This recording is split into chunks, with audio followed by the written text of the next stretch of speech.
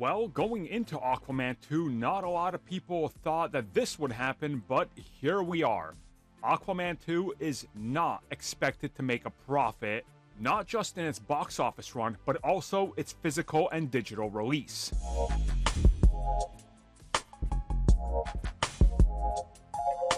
Years ago, if a film did alright, or sometimes even failed, when it came to digital releases, and especially when it came to physical media, many times we saw that literally be the savior and dictate to the studio that people want more.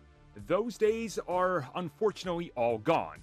Now most people just wait for Netflix or whatever streaming service they buy. We know that the royalties from those are pretty much pointless.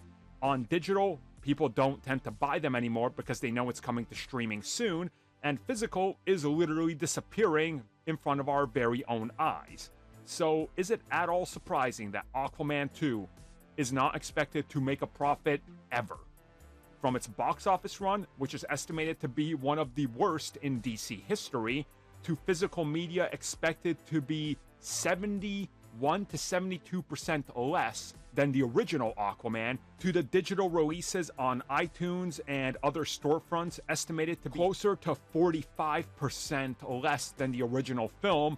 I mean, what else is there to say? The numbers don't lie, and they spell disaster for you. Thanks, Scotty. And that's pretty much it. That's like all she wrote, you could say. I really don't know what to make of this in terms of the bigger scale and impact on anything and everything.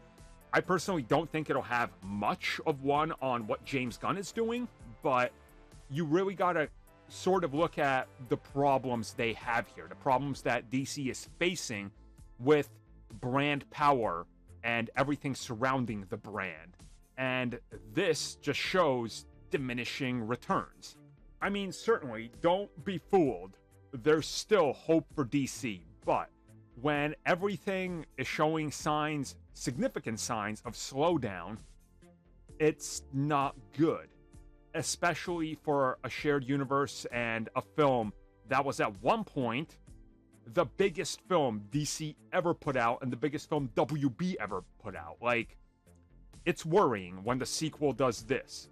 Now, of course, we recently talked about this at the same time in relation to The Marvels. But that brand is a little stronger, obviously, so some of this applies to it, some of it doesn't. Whatever the case is, this is definitely not good for anybody involved with DC, especially going forward.